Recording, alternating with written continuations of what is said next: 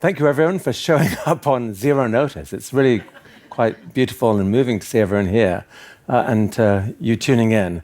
I think this is going to be quite an exciting hour together. You've heard the bones of the announcement. I've invited a new steward to present themselves, and if that happens, they will get all of TED, the organization, conferences, the events, the brand, like it's a lot. And the craziness of this comes from my conviction that this is actually the best way to ensure that the future of TED is much, much better than even what we've seen before. These are early days. I think the world needs TED or TED in partnership with other things more than ever. We're at such a crucial point in history. The stakes could not be higher. Knowledge, insights, ideas, an attempt to persuade people to be their better selves, an attempt to bring people together, an attempt to be nonpartisan and to listen to people from all sides. Hello, the world really, really needs this. And I think this is the way of allowing it to happen at much greater scale.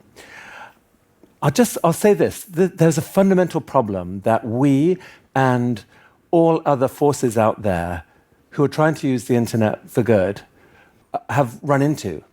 It starts with a human cognitive bug, honestly. Bad is interesting. Good is boring. This is how we evolved. We evolved to pay attention, sharp attention to threats. That is how we survived. But it creates a problem, and always has, for anyone who wants to purvey useful information, stuff that's good. You have to fight to do it. All of TED's life, we have fought to overcome this problem. It was a miracle to us that the first TED Talks went viral, that they actually worked online, ahead of kitten videos. Hello, it was incredible. It was so exciting. And it worked because we fought hard to make boring knowledge, which is what TV told us it was, accessible and told in a way that it could escape out from, the small world of the speaker, out and make it relevant to a bigger audience. And it was so exciting to see that happen.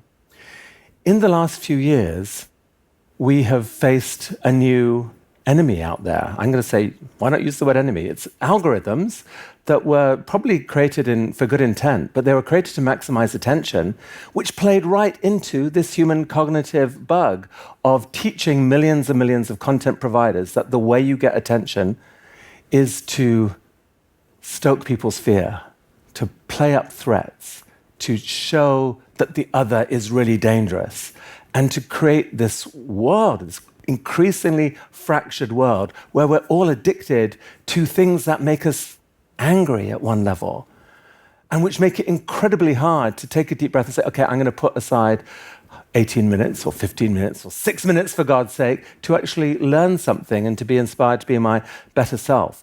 And everyone faces this challenge. I face it in my daily life. I spend more time doom scrolling than doing stuff that I know would be better for me. We all do it. Now, I'm not prepared, and I don't think any of us are prepared, to cede the future to those algorithms and to that version of humanity. We cannot do this. There is no future if we do this, honestly. And there are plenty of people out there with the techniques and the skills to overcome this. We've overcome this in many parts of our lives, or we learn to be we give our reflective selves power when it comes to what we eat and how we exercise and so forth. Like we're capable of winning these battles. I look at an organization like Duolingo, which has figured out how to do something really good and teach people languages by using some of the tools of addiction, and but it does it at scale, and it's amazing. And there are plenty of things happening in TED that are really, really exciting and point the pathway to significant growth. But for example, there's a TV show that I'm really excited about. Maybe we can talk about it. But for these things to work, it almost certainly will take a level of investment. We're up against big forces out there. The impact of those algorithms and every media company that you speak to will tell you this, is that they have moved attention to the big social media platforms and thereby sucked advertising dollars and sponsorship dollars with them. It's made what's left for the rest of us an ever, thinner feast. And so TED has, we're a $100 million a year operation in terms of costs. The incredible team, some of whom are here, and it's great to have you here. And the things that we do, that's how much it costs. A growing portion of that in the last couple of years has had to depend on philanthropy, the sort of the easy sort of digital partnerships that we had a decade ago, and so it's just got harder, and that's just a truth of all media. So we need, if we're going to win this battle, and we will, and we must, we need to bring in other resources. We need to team up, and that's what this is about. That this move is an attempt to create exciting new possibilities. The joyful, amazing lesson that we have learned through TED's history is that it's by letting go that you gain resources. I mean, TEDx, to all the TEDxers who are watching, the TEDx organizers, you are extraordinary, you are heroes. You, for some mad reason, you are willing to spend months of your year stressed about putting on a TED event with no money from us. It's incredible that you will do that. And the reason you will do that is because we gave you something that you owned, which is the right to do it. The right to do it, TEDx in your city. The response to that has been absolutely astonishing. You've multiplied massively the global footprint of TED. So letting go is counterintuitive for any organization, but I'm convinced that it is the key to unlocking possibility. So that's what these next few months are. I do not know which possibilities will come, but I'm very, very, very excited to find out. I think there's a lot that we haven't even thought of ourselves that could happen. So now, in this time that happens, the whole purpose of this is to harvest.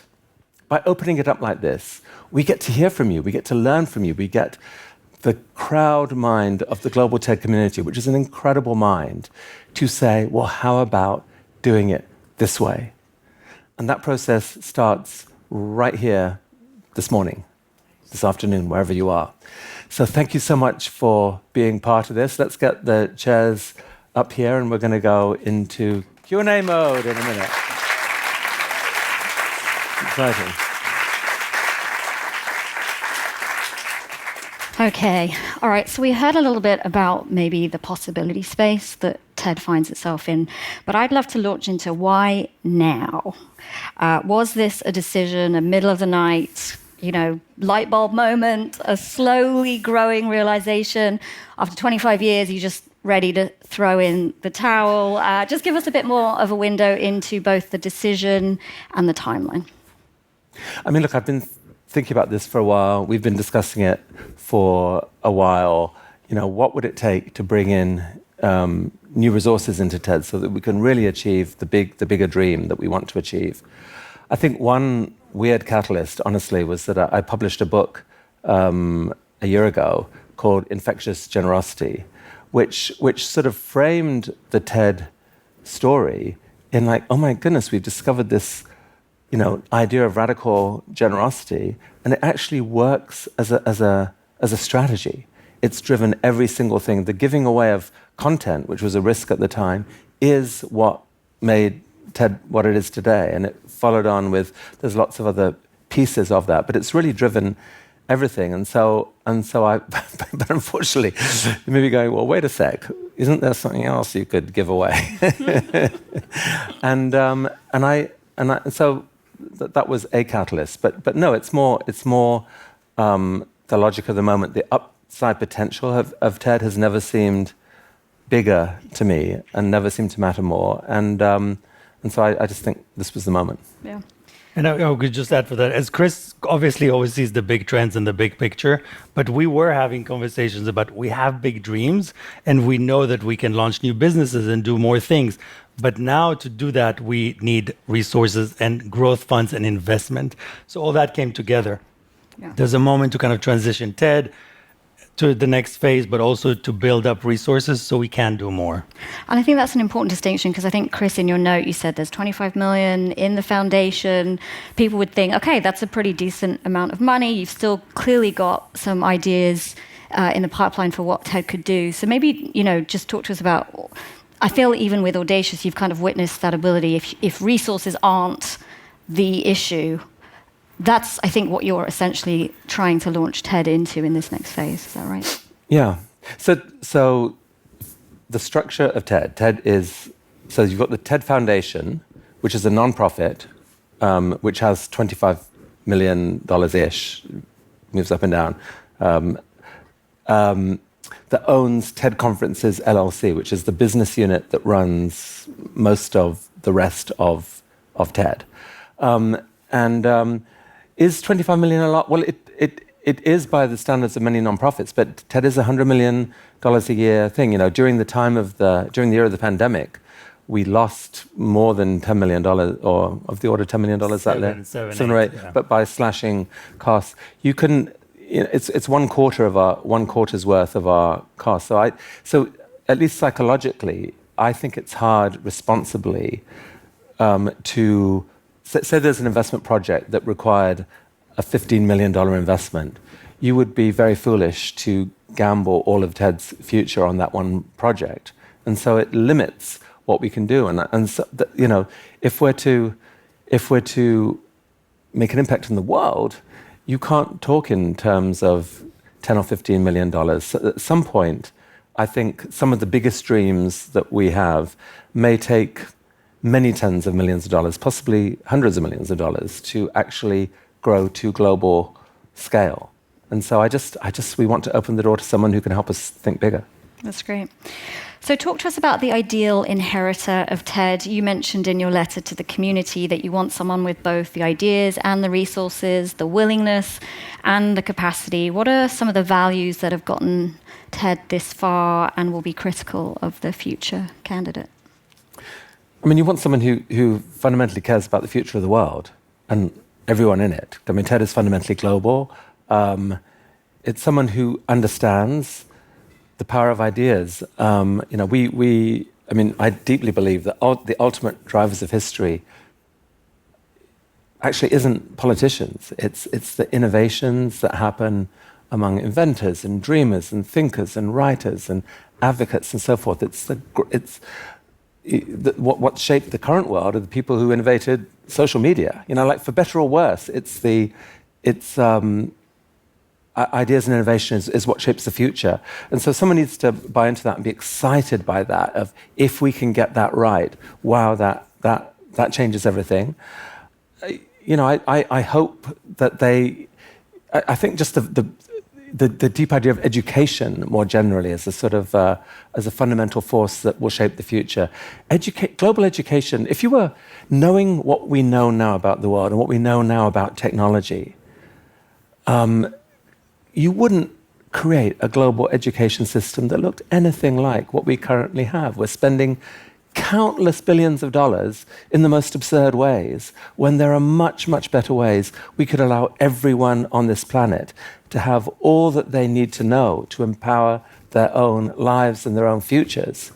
So, someone who's excited by really doing something radical for global education, teaming up with other people out there, and providing the kind of skills that could be offered to everyone on this planet, that would be an exciting potential partner. But the truth is, Anna, I don't know, and it's that there may be better ideas out there. But what we do know is that we wouldn't, say there was someone who said, "Oh my God, with TED I could make myself a fortune.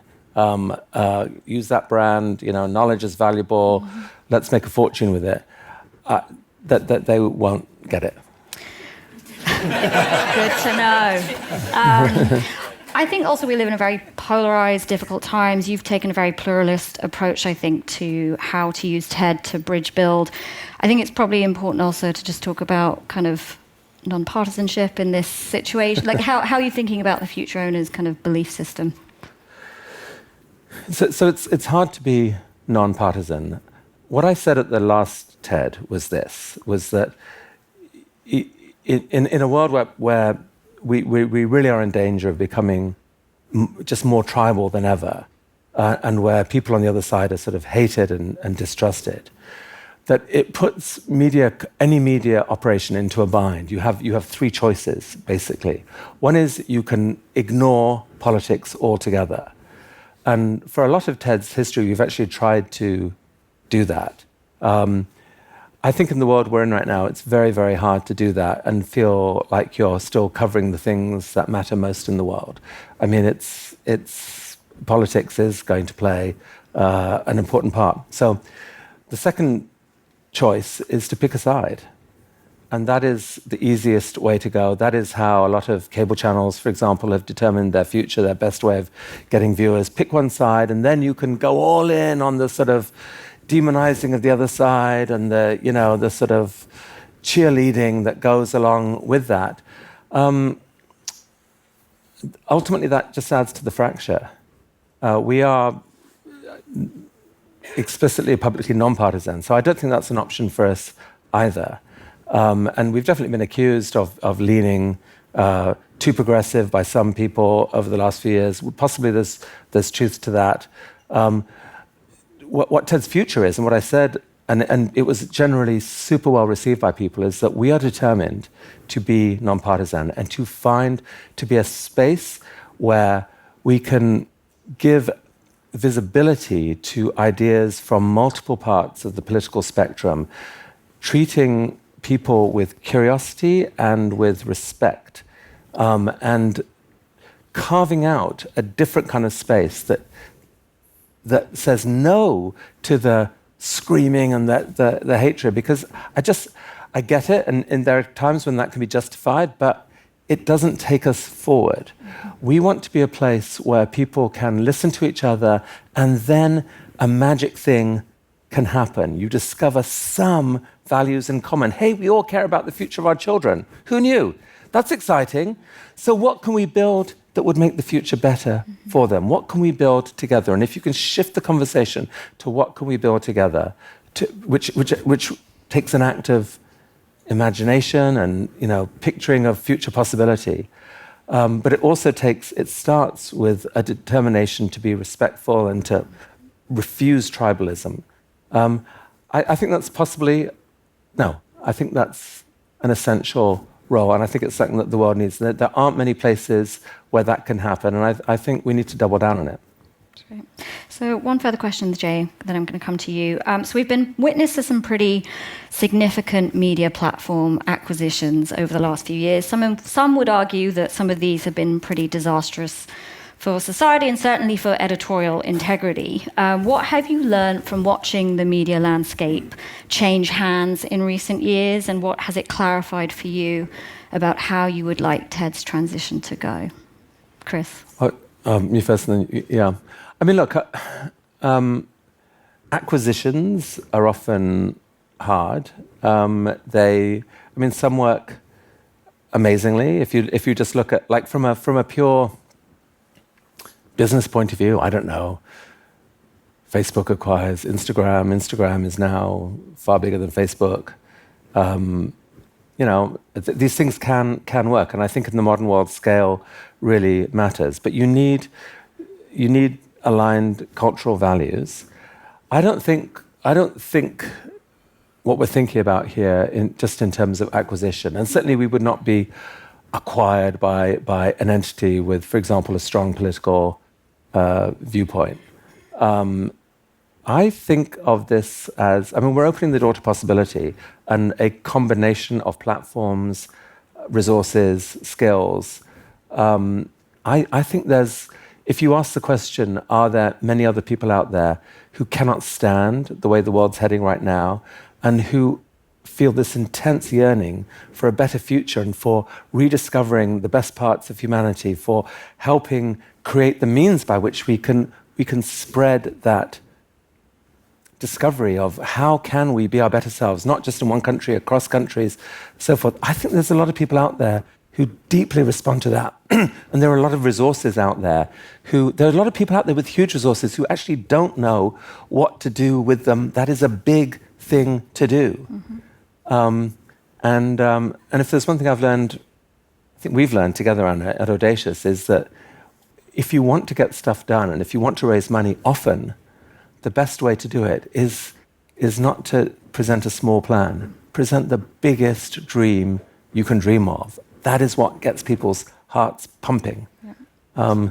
So, yeah, I don't think we don't think TED's going to be acquired. That's sort of like, I feel like that's in a way the wrong way to think of it. Yeah, no, I mean, I agree with you. And it's about, for me, it's also about an entity or combination of people who are really excited to build new things and have a sense for TED's assets, the unique aspects of our business, also the unique aspect of our brand and what it stands for, the things that we can build and want to build with us, especially around education. So talk a little bit more about those assets, Jay. Chris mentioned you've been TED's CEO for 4 years now. How would you kind of describe the current state of the organization, its financial health? What are the most exciting future opportunities from your perspective? So everybody here in this room and online, we know we do a lot of things at TED, and often it's complicated to explain all the things that we do, various initiatives and programs. But in simple terms, we have 3 capabilities that work really beautifully together. We create events, different events around the world, from conferences that are multi-days to short events, TEDx events around the globe, events with partners, and more that we're launching every day. New TED Next as an example, and TED AI is another new one, and more new ones coming soon. So the events is one part. We have a fantastic media business, which I think has one of the most powerful media engines to get ideas put out in the world. We take the ideas from our events, but also we add other ones. We have a growing podcast business, phenomenal following on social media, big communities across the various platform presence on YouTube, and all that really puts out the ideas out in the world. And then the third capability is around education and learning. We have programs and products, everything from TED Ed, creating programs in schools for young students, all the way to TED at Work, which educates people in the workplace. All these work together, so they feed off of each other. They create this beautiful flywheel, and I think it's a really unique capability. There aren't many events out there in the world that also create content that gets spread out everywhere. So for us, the events and the media business are very well tuned in. There's probably a great opportunity around education and learning for us when I look at the future. If you put aside for a second the capabilities that I described, probably the most exciting thing we have is the TED brand. And the TED brand was actually created by everybody in this room and everybody on this on the live stream, because everybody infused meaning into the TED brand. And now it so clearly stands for possibilities, for solutions, for the future, for optimism, and for knowledge.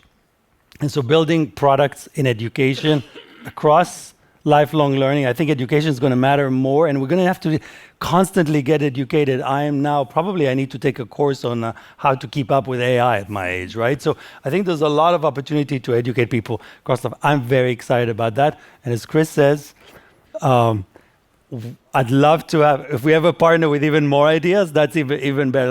Look at TED and what new ideas can we think about? We have plenty, but we're open to others. That's great. So Jay, you also led TEDx for a number of years before you became TED CEO. So I feel like you really get community, how generosity and curiosity and adaptability kind of combine. What kind of mindset do you believe we need to have as a whole community as we move through this change and transition? Oh, yeah. Well, it's as you say, when I joined TED 11 years ago, and my first job was to lead TEDx, which was, because in some ways it was ironic that Chris hired me to do that job, because when we met, I didn't really understand how TEDx worked. And when I walked into the building and I met with the now head of TEDx, and I said, well, we have to make this decision. And she said, well, we should go ask the community. And I was like, what do you mean, go ask? It was like this whole notion of, oh no, we have a community out in the world, and we consult with them, and we involve them, and we make these decisions. And over time, what I realized is, as I travel the world and through TEDx and other communities, the TED brand inspires countless people around the world to do stuff. they then in turn create so much impact and beauty and contribute back so much to TED. And I often thought, how is this working? How is this working? And so much of it came to me at the end was about love and trust. It's people who loved what TED stood for, then they trusted us, and then we trusted them. So I think in this process, maybe love and trust are good guiding principles. It's something that's been guiding us. It's pretty scary to go into the unknown. I said to Chris was very clear about the fact that he wanted to be very open about this process and do it with the community. I was also aware that it might put people in a state of anxiety. But if we actually know that we can trust each other, I trust that Chris will ultimately make the right decision. He will consult with the leadership team of this organization, with the staff, with members of our community. And we will find some new steward who has a love and appreciation for what TED does. I think that, and also for the fact that TED is not just a group of people, 250 people in New York. We are actually tens of thousands of people. If you get TED, you get all of this. So I think that's good to know. So you both mentioned that the entire global tech community will have a say in its future. What do you mean by that specifically? I know there were some tenets that you kind of said about what needs to be true of TED when it gets handed on to the next steward. So just a little bit more about how this community can get involved in this decision or contribute to it. Starts now. I mean, it starts now. Look, I would like to think that even though I've been the sole director of the TED Foundation, ultimately could make any decision at TED, every decision that's happened has been happened by conversation. We've had internal debates, and the principle has been best idea wins, and that's I think true now. I think I will read. My email is out there, chris@ted.com. I will read anyone from the community who's got an opinion, or who's got a few $100 million or whatever. I will read every email. But it's a mixture of everything, and we will share among the leadership team. Liontree, the investment bank we're working with, I'm very excited about them. They are creative and thoughtful, and they understand that this is it's kind of like a media opportunity like no other. There's not much precedent for anything like this, but they kind of they love it and are working with the spirit of that. And so I don't know how it plays out, but we will listen to anyone who's got anything to say and try and connect dots. And I think if we've been good at anything, I mean, in a way, the whole reason why, like a TED conference is an amazing experience, is that you go in for a few days and you hear an idea here that seems to have no connection to this idea here, but then the next day you hear something here and you go, wait a sec, that actually picks up a bit of that and a bit of that. And if I next Tuesday have a lunch with that person, maybe you connect dots and you do something with them, and it's a thrilling process. And so I think this is kind of probably going to be the ultimate dot connecting process. And I don't know what those dots are yet, but just because I believe that there are so many people out there who believe in the future of humanity and understand that we're on a shared mission here. Many of us are on a shared mission. Let's join forces and figure out how to do something amazing. So maybe I can just add very quickly, just for the community, as we embark on this process, we did set up. Email Chris, by all means, he does read all his emails. We also have an email called nextchapter@ted.com. And specifically, two areas where I think are important for us to hear from the community at this point. Chris, in his letter to the community, outlined 7 questions that we are going to ask potential interested parties. What is your opinion about those? Do you think these are the right questions to ask? Should there be other ones? Any nuance around that? We do want to hear from the community. And of course, if you have ideas, you might not be resourced or lead an organization, but you might think of somebody. Send it to us, nextchapter@ted.com, because we are working with a team. We'll give them this idea and we'll go explore it. Those 2 things would be really helpful at this point. Just one more question from me before I open it up. to the audience. So much of TED's success is shaped by the 200 plus staff who work here today. And in fact, you shared the news with the organization on Monday. How did that go from your perspective? And what is your biggest wish for the staff in this rather liminal moment? I don't know about you, Jay. I was amazed, delighted, moved by the reaction. Because, I mean, there's any organization would find this unsettling. It's like you don't know who, is some monster going to come in, or what the hell, or, are we all going to be fired? People were incredible. And the level of belief in the org and in the process, and love and trust were the two emotions that really hit me. And I was trying hard not to shed a tear, honestly. I found it an absolutely beautiful interaction. I agree. And the only thing I would add is one person asked Chris, hey, if we're feeling nervous, what advice? And he reminded us that one of TED's values is determined optimism. So you could get anxious, or you could be like, this could be great. And I think the 250, this is a compliment to Chris, but also removing him from this a little bit.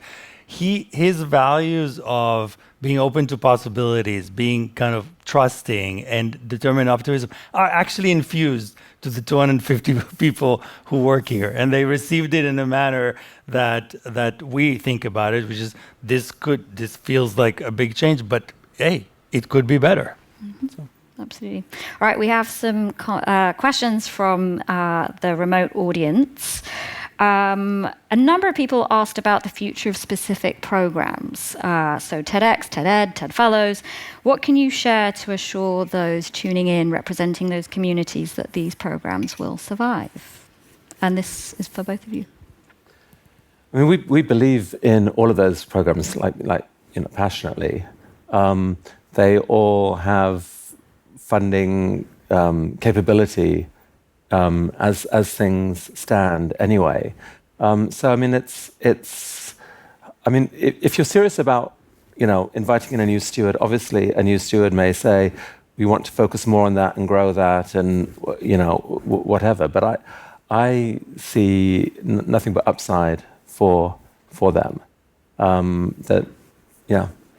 agree, and I think all the programs that we have are actually interconnected and support each other in very, very meaningful ways.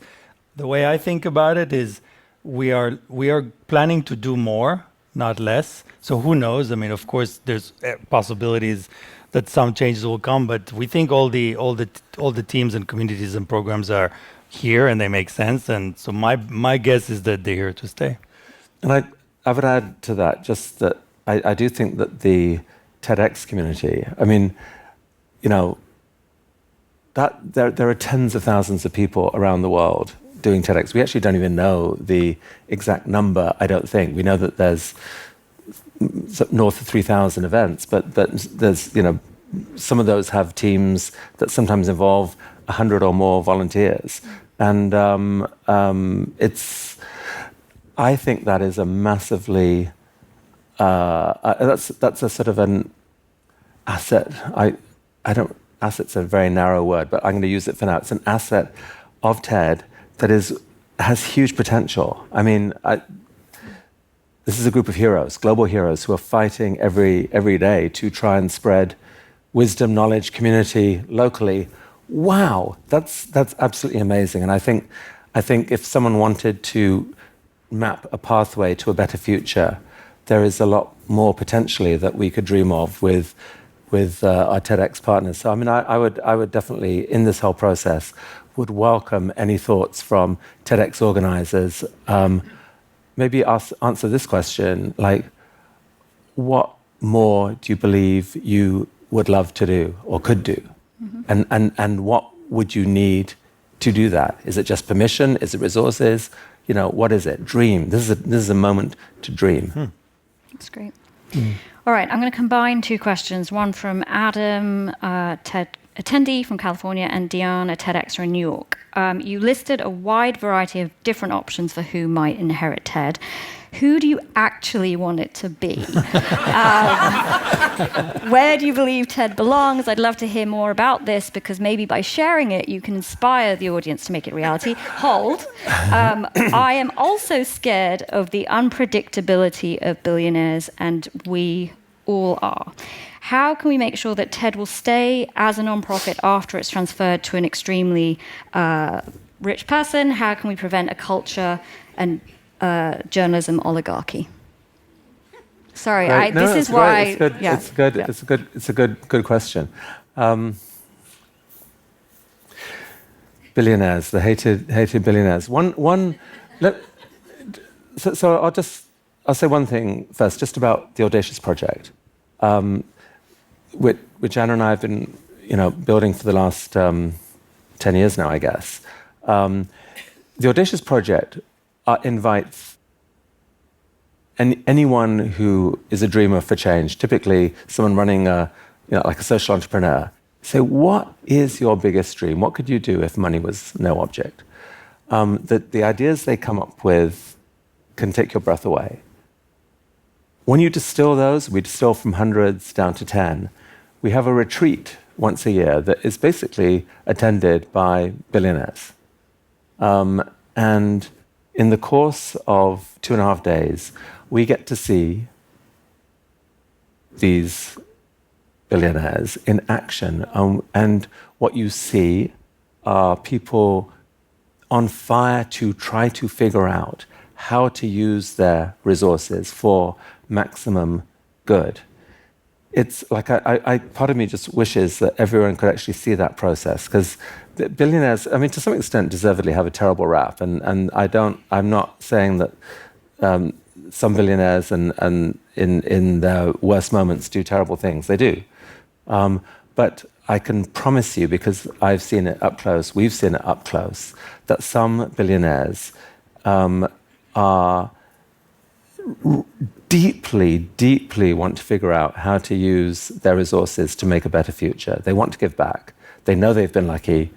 And some billionaires have absolutely unique skills besides money, and that they are bold. They are big thinkers, and so forth. So don't be that scared of them. There is a pathway there, and they may be an essential part of the pathway to obtaining the resources that we need to be great. So billionaire philanthropists who, possibly in combination, are absolutely one possibility, and I think, and obviously it's going to be really important to figure out how that doesn't go wrong. And because there are multiple ways that this could go, we don't have here's a written legal constitution that will prevent anything going wrong. We don't have that yet. We may need to create something, depending on how things go. But there will be trust and love, but there will also be verification. Contracts. And we're gonna do our damnedest to be very smart about this and to get something set up that maximizes possibility. But there are plenty of other things that could happen. I mean, I know for a fact that there are giant media companies out there who, some of the people leading those companies that they really want to contribute to a better future. Mm-hmm. It's not just about making money, and I think TED might be very, very exciting to some of them. In theory, universities have a mission to spread knowledge. Some universities have ungodly amounts of money sitting there, idling away, when it could actually be doing something radical for the world's future. I'm terrified of bureaucracy and of slowness of decision-making and so forth, and so that may be a big obstacle in this. But if you could find someone dynamic, or a group who was dynamic from a big university who wanted to expand their mission to, let's say, for want of a better term, free education for the world, we'd listen, we should listen, and that could be amazing.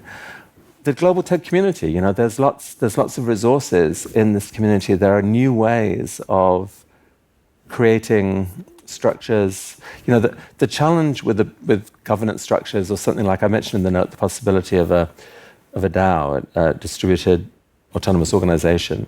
They don't have a very big proven track record yet of how you manage collaboration in an efficient way. Governance is hard, but on the other hand, there are millions of people around the world who believe in TED and who would love to see it gain. Just maybe someone can come up with a structure that pulls together a bunch of people, and that could happen. I don't want to restrict the possibilities. I want to be that there may be much better ideas out there than anything we've thought of. I think just starting from the point of view of here is a brand that a lot of people around the world trust and believe in as a good way of inspiring and empowering them to be their best selves. What could we do with that? So we should be open, but I genuinely don't know, and I'm excited to find out. And conversely, we don't have any shareholders. You can say no. I think that's also really important to make It's clear. not, it's not who's the highest bidder. 100% not. And based on what you've shared about the values of this person, I would presume that an EV entrepreneur turned media platform owner that is upending the government right now, he would not be a potential buyer of TED. You're correct. Great. Just wanted to make that clear. Okay. Any questions in the audience? If we get the mic around. So you're obviously the Steve Jobs of TED. And there was a time in history when Steve Jobs left Apple, but then he came back. So I'm looking for what's the mechanism if we in the community say this new guy who's running TED is driving it in the wrong direction, and we all want you back. Maybe after a year or 2 years, you have come to some realization. Oh, this could be TED on a much bigger scale. Would you consider coming back? And a new guy or gal or whoever who chooses to be. Or entity or I don't actually think of myself as leaving.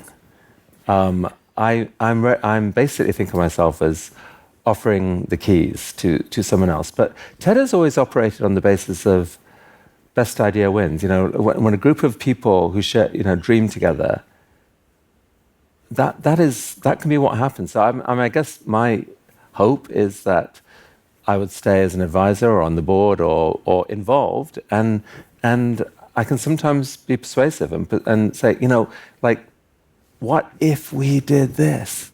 So I don't think it's me going to next and then coming back and whatever. No. Anyone else in the audience? Can you pass the mic?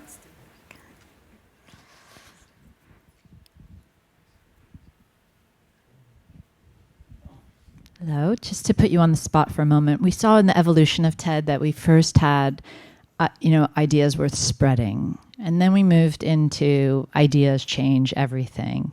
And I know there are massive teams of marketers and branding experts that create these taglines. But if you had to, off where you are right now, how are you thinking about phase 3? How could you simply define what is possible for us in terms of what that next tagline might look like? I mean, I do think ideas change everything is powerful. The reason we went with that was to state very clearly, in a world of all these other memes that are being spread, doom scrolling or whatever, that ideas are worth investing your time in.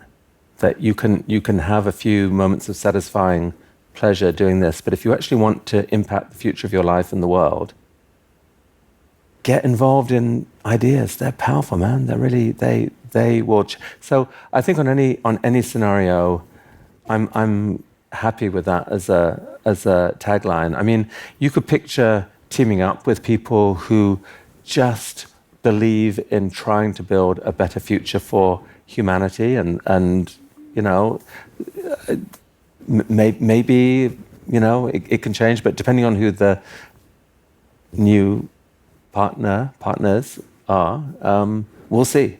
But ideas change everything is great. And by the way, you know, in the TV show that we're working on, that the power of those words, I think, will be more evident than ever. And so I'm very happy with that as a mission statement. Just a couple of fun facts to add. First of all, I don't know if you know that the head, Scott Dadich, who is the head of the branding agency that worked with us on the brand refresh, is sitting right next to you. So Thank you.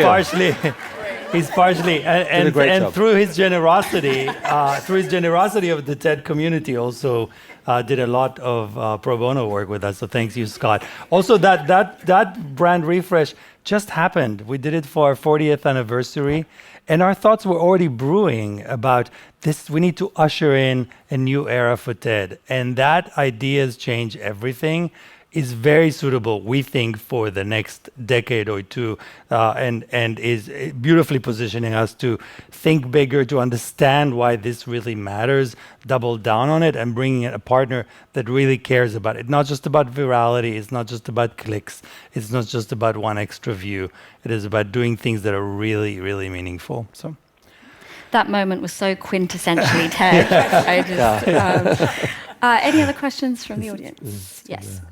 So, Chris, you began and said something really powerful about the journey in media and how media's change has impacted TED. And I'd love if you would just talk a little bit more, particularly about the next partner, owner, whatever it's going to end up being, and how they're bringing new vision about the community piece of connection. Because social media is, at the core, a part of this problem. And I was delighted that you said it the way you did. I mean, I don't know what they'll bring because I don't know who they are yet. If part of, we should talk in a minute about convening and the actual physical, you know, that role of TED, because I think that's incredibly important as well. But just sticking with the media piece for a bit, you know, distribution really matters. So there are people who could team up with us and could give us, for example, worldwide distribution in terms of streaming, in terms of TV, you know, whatever. That would be amazing. And I think we might surprise and delight them with what we have to offer. Like, I think there is so much, starting with the community of amazing speakers and ideas that we have. Those can be turned into media assets that look not necessarily just like TED Talks, but go much deeper and you know, reveal powerful ideas in a way that will work for a media company globally. But you know, the exact set of resources they have, there's many different forms that comes in.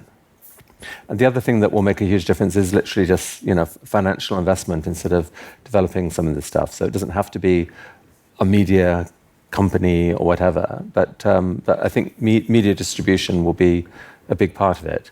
But without the algorithmic. Well, not without that algorithm. Like an algorithm, if the social media networks had said, here's our algorithm, we want content that helps people become their best selves, and so that when they spend half an hour on our platform, they will say, thank God I spent that half hour, that was so great, as opposed to spending half an hour and then hating themselves and hating other people. You know, like those algorithms could be written and could be built. So it's not about an algorithm per se. I mean, we're entering a future where algorithms are going to be ever more powerful. What we need to do collectively is persuade the powerful platforms to change the poison that they're unintentionally putting out there, and to invest in helping people become their best selves. All right, so if you can pass the mic to one final question, whoever wants to take it in the audience. Oh, there we go. Very. Hey, guys. I hate to be a wet blanket, But as a journalist, I do want to ask, we're in the lovely phase of possibilities and thinking about these things, but what if there isn't a gal or guy or entity that steps forward? I want to ask about a timeline. What do you see in terms of short-term, long-term, if things don't pop into your inbox? If no one shows up, plan B is that we will create a board for the TED Foundation and invite a group of people to put in resources. On any scenario, I think TED needs a significant injection of funds so that we can dream big. We can be the thing that the world needs us to be. And we may, I think weirdly, the very visibility of this process increases the chances of us being able to do that. If I was just to go out and raise money, people would say, yeah. But doing it this way, conversations are going to be had with a bunch of different people. And I think, I think excitement will be spread. So that I guess is plan B. What's joyful about this is that there's no crisis. There's no cash flow emergency. There's no outside shareholder saying, resign. Not at all. All there is opportunity. There's an incredible team here. Some of them are in this room right now. So much talent. So many ideas. We just need some more fuel to do that. To take on the very challenging forces that are out there in the world right now. So one way or another, something magical is going to happen. Yeah, and maybe just to add, Manoush, a little bit of just sharing how this evolved. So originally, when we first started having this conversation, plan A was to create a board that Chris would build and bring people in. And that was kind of like the obvious thing to do. Then once he started thinking about, what if we actually opened it up to possibility and really explored what could be, plan A then became plan B, right? So, but I'm not, I have trust that the process is going to work because it's going to be great no matter what. If we have a great entity or individual stepping forward, we'll do that. If not, we'll build a great board. Our business is growing. It continues to grow this year. We have an incredible plan for 25. We're doing more things. We're growing 10% on the revenue side. So everything feels really good. It's stable and it's growing. And from there, we can really see who comes in and what we can dream from there. Great. Thank you, Manoush. One final question from global audience. Is there, Giacomo from Milan, Italy, is there a possibility of a not US-based future for TED? Absolutely. I mean, TED isn't a US thing. It's a global thing. It's for the world. Ideas are for the world. Ideas are for everyone. The conference started in America, where many of our staff are American and we're based here, but many of our staff aren't American, and TEDx is already a global phenomenon. We've had many events outside the US. We're open to big ideas from anywhere. Great. Especially if they're in Milan.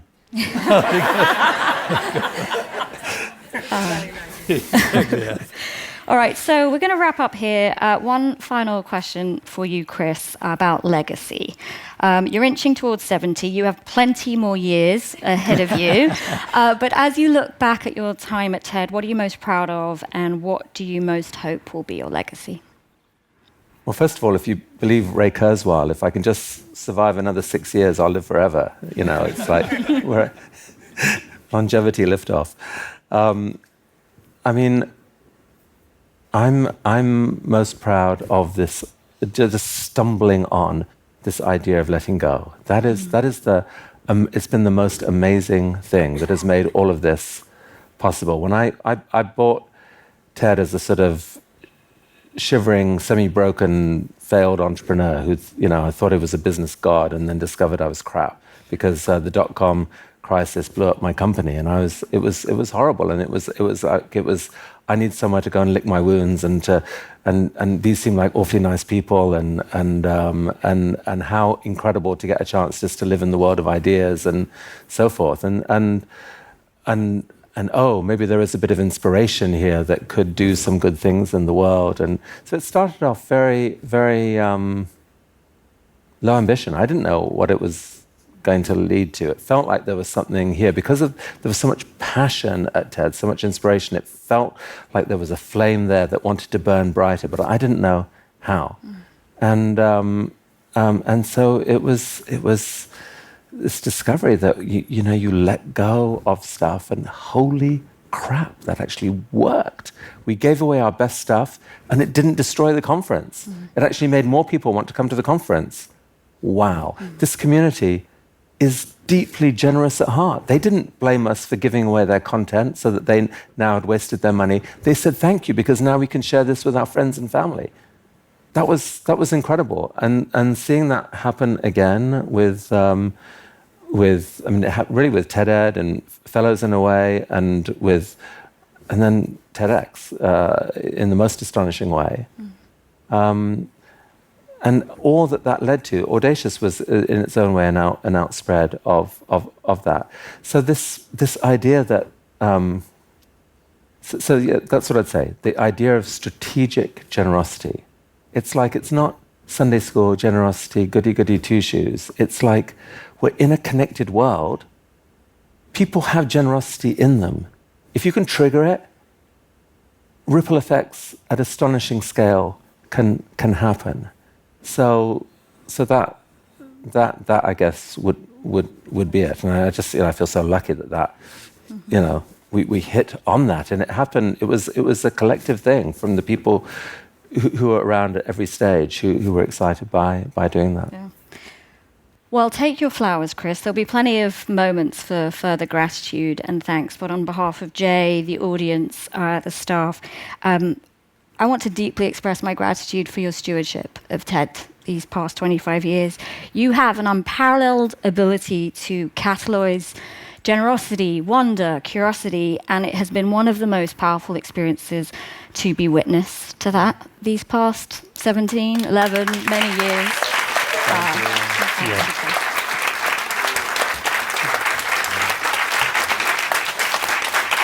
Thank you.